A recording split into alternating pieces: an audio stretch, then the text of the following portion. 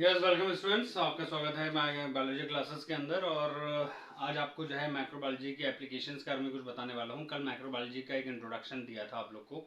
तो माइक्रोबायोलॉजी में मैंने आपको बताया था कि इसमें हम जो है different types of micro organism के बारे में पढ़ते हैं और बिना माइक्रोस्कोप के पॉसिबल नहीं है कि हम उनको देख पाएँ, ठीक है ना। और इनके साइज़ वगैरह बहुत छोटे होते हैं, बहुत ही माइन्यूट होते हैं ये, ठीक है। माइक्रोमीटर में और नैनोमीटर में मेजरमेंट होता है इनका, ठीक है। तो इसलिए ये जो है सूक्ष्म जीवों में कंसिडर कर किया जाता है इनको, यानी कि माइक्रो ऑर्गेनिज्म कंसिडर करते हैं। और जैसा कि मैंने बताया आप लोग को कि जो माइक्रो ऑर्गेनिज्म होते हैं वो हर जगह पाए जाते हैं, ठीक है। अगर कल नहीं सुना तो आज समझ लीजिए कि ये माइक्रो ऑर्गेनिज्म हर जगह पाए जाएंगे। आप चाहे अपने रूम में हो, अपनी क्लास में हो, ठीक है, कहीं किसी जगह भी आए जाएं, ठीक, चाहे वो कितनी जगह साफ क्यों ना हो आपकी नज़र में, लेकिन माइक्रो ऑर्गेनिज्म हर जगह पाए जाएंगे, ठीक है। एम्बियंट होते हैं, व्यापक होते हैं और पूरी दुनिया में पाए जाते हैं, बल्कि आप ये कह सकते हैं कि एक्सोस्फीयर में भी देखने को मिलते हैं, ठीक। आप अंटार्कटिका में चले जाइए, वहाँ पर भी आपको देखने को मिलेंगे। एक्सट्रीम कोल्ड कंडीशन में भी मिलेंगे और एक्सट्रीम हॉट कंडीशंस में भी ये आपको मिलेंगे। अर्थ सरफेस पे, क्रस्ट पे भी मिलेंगे और आपका क्रस्ट के नीचे भी मिलेंगे, ठीक। हर जगह, नदी नाले में, यहाँ तक कि आपको मैं एक बात बता दूं, आपकी स्किन पर, आपके माउथ में, नोज में, आईज में, हर जगह आपकी बॉडी पर ये माइक्रो ऑर्गेनिज्म पाए जाते हैं। तो जब भी आप लोग माइक्रो ऑर्गेनिज्म के बारे में सुने तो आप समझ लीजिए कि ये क्या है, व्यापक हैं, एम्बियंट हैं, हर जगह पाए जाने वाले हैं, ठीक है। मैंने कल वैसे बता ही दिया था कि माइक्रो ऑर्गेनिज्म जो है वो हमारे लिए फ्रेंडली भी हैं और एनिमी भी हैं, यानी कि दोस्त भी हैं और दुश्मन भी हैं, दोनों तरीके से कल मैंने आपको समझाया था।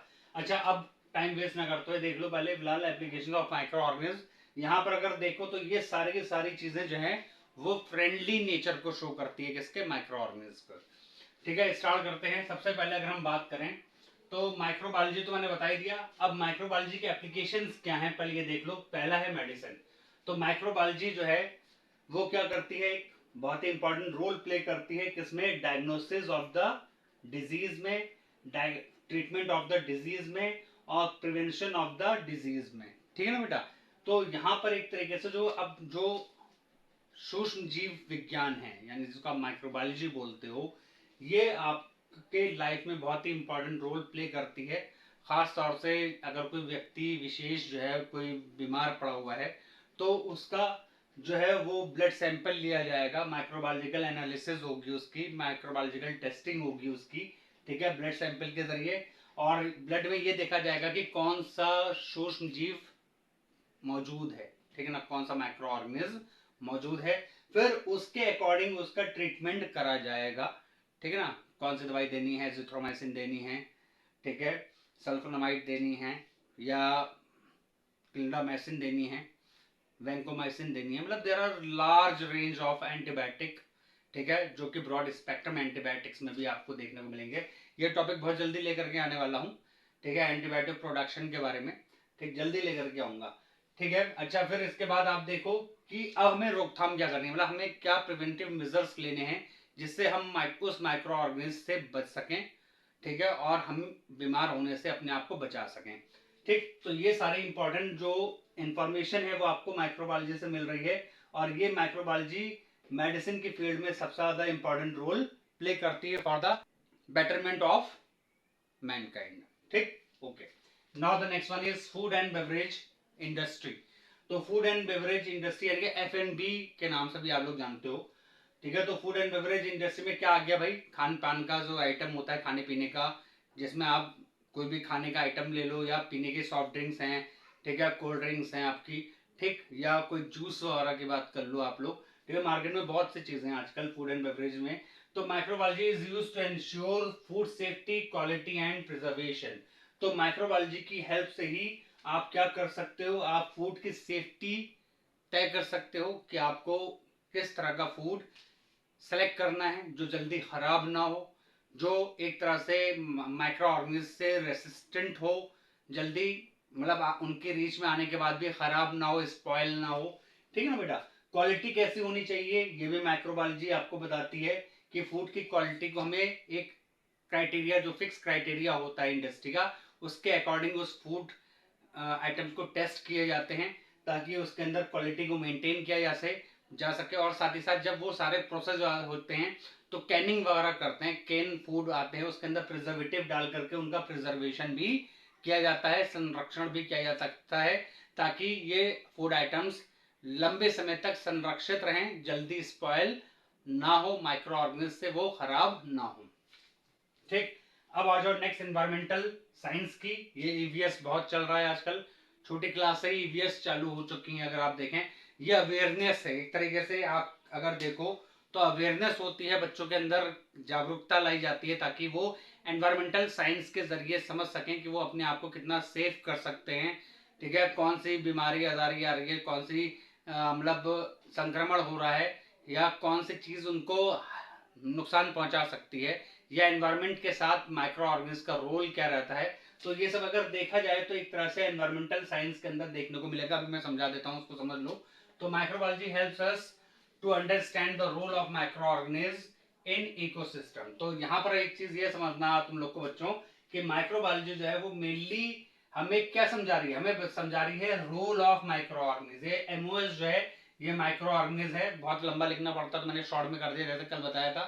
ठीक है, तो यहाँ पर माइक्रो ऑर्गेनिज्म का रोल किसके अंदर, इकोसिस्टम के अंदर। इकोसिस्टम क्या होता है बेटा, एक पर्टिकुलर एरिया होता है जिसमें लिविंग और नॉन लिविंग कंपोनेंट्स दोनों ही देखे जाते हैं।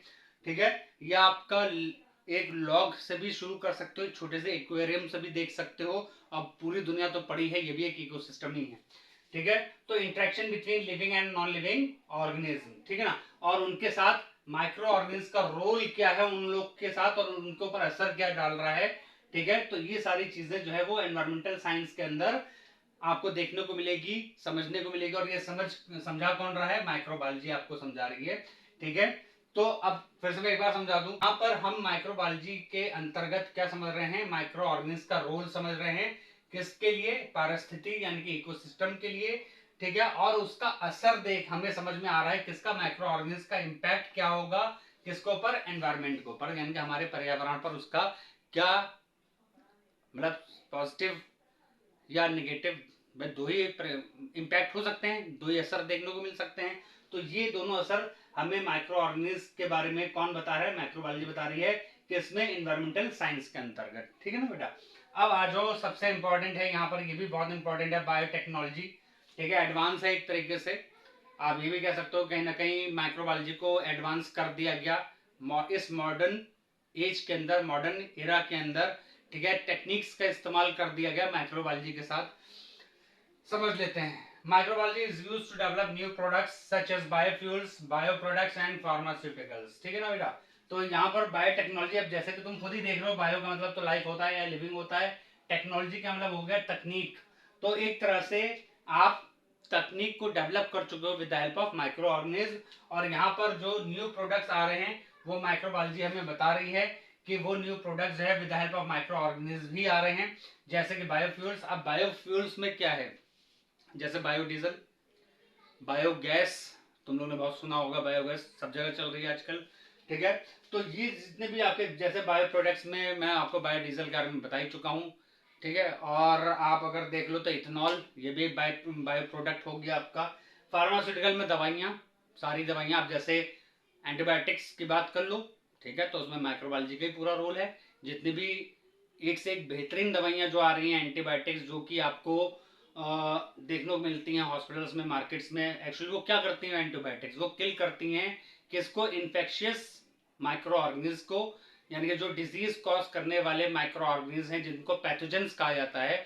तो उन पैथोजेंस को मारने के लिए आपको एंटीबायोटिक की जरूरत पड़ेगी। और ये भी एंटीबायोटिक जो है वो दूसरे माइक्रो ऑर्गेनिज्म से ही निकल करके आ रहे हैं, और फिर वो पर्टिकुलर माइक्रो ऑर्गेनिज्म को किल करते हैं ताकि हम इन्फेक्शन को कंट्रोल कर सकें, डिजीज को कंट्रोल कर सकें। ठीक है ना बेटा, तो ये सब चीजें तुम लोग को समझनी है, नोट्स फटाफट बना लेना, इसका बहुत इंपॉर्टेंट है।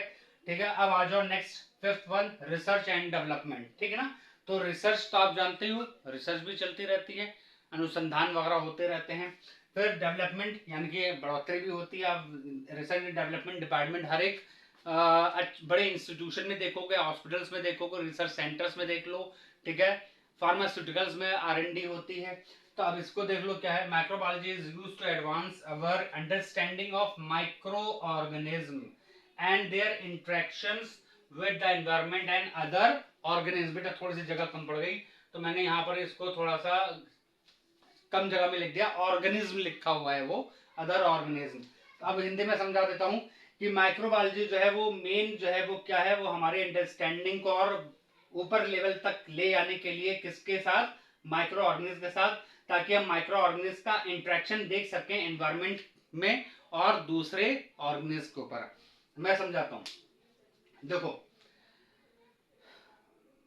हम जिस एनवायरमेंट में रह रहे हैं इसमें माइक्रो ऑर्गेनिज्म भी है, ठीक ना। अलग अलग तरह की नई नई बीमारियां देखने को मिलती हैं, ठीक। इन्फ्लुएंजा वायरस भी है, कोविड वायरस भी है, HIV वायरस भी है, अलग अलग तरह के नए वायरसेस देखने को मिल रहे हैं। चिकन पॉक्स हो रहा है, किसी को स्मॉल पॉक्स हो रहा है, ठीक ठीक है। और बैक्टीरियल डिजीज आप देख लो, एक से एक भरी पड़ी है बैक्टीरियल डिजीज, ठीक है। तो मैं जो बताना चाह रहा हूँ यहाँ पर कि जो माइक्रो ऑर्गेनिज्म है वो एक्चुअली में माइक्रो ऑर्गेनिज्म के, माइक्रोबायोलॉजी जो है वो माइक्रो ऑर्गेनिज्म के रोल को बताना चाह रही है कि उनका रोल जो है वो हमारे साथ कैसा, मतलब वो हमारे साथ किस तरह से परस्पर संबंध बना रहे हैं, कैसे इंटरेक्ट कर रहे हैं, और एनवायरनमेंट के साथ या दूसरे ऑर्गेनिज्म के साथ उनका बिहेवियर कैसा है। तो ये पूरा टोटल बिहेवियर जो होगा हमारे इस अर्थ पर, ठीक है, किससे, माइक्रो ऑर्गेनिज्म से, उनके इंटरेक्शंस को लेकर के वो सारा का सारा जो रिसर्च है, जो सारा का सारा एडवांस नॉलेज जो प्रोवाइड की जा रही है वो रिसर्च एंड डेवलपमेंट के थ्रू बताई जा रही है। इसमें बताने वाला कौन है, माइक्रोबायोलॉजी, ठीक है। ये इसके जरिए रिसर्च कौन कर रहा है, रिसर्च एंड डेवलपमेंट डिपार्टमेंट। और ये बता रहा है कि माइक्रो ऑर्गेनिज्म जो है वो आपकी सेहत पर या आपके आसपास के एरिया के हाइजीन को कैसे इम्पैक्ट कर सकता है, आपकी हेल्थ को कैसे इम्पैक्ट कर सकता है, ठीक है। और दूसरे ऑर्गेनिज्म पर भी उनका क्या रवैया हो सकता है, उनको पर भी क्या असर पड़ सकता है, ये सारा इंटरेक्शन कौन बता रहा है आपको, research and development with the help of microbiology, ठीक है ना मेरे लाल। तो ये सारे पॉइंट्स आपके हो गए एप्लीकेशंस ऑफ माइक्रोबायोलॉजी। बड़े आसान सब्जेक्ट है, बहुत अच्छा सब्जेक्ट है, इंटरेस्टिंग सब्जेक्ट है। ये सब्जेक्ट आपका जो है क्लासेस से तो स्टार्ट हो जाता है, लेकिन ये BSc microbiology, MSc microbiology, BDS, MBBS, nursing, paramedical, ठीक है, बी फार्मा, जितने भी आपके मेडिकल के कोर्सेज हैं, पैरामेडिकल के, नर्सिंग के, ठीक है, सारे कोर्सेज में माइक्रोबायोलॉजी का बहुत ही इंपॉर्टेंट रोल होता है, ठीक। तो ये आप लोग को बहुत ध्यान से पढ़नी है बच्चों, ठीक है। उम्मीद करता हूँ समझ में आया होगा। जल्दी मिलते हैं, ठीक। All the best.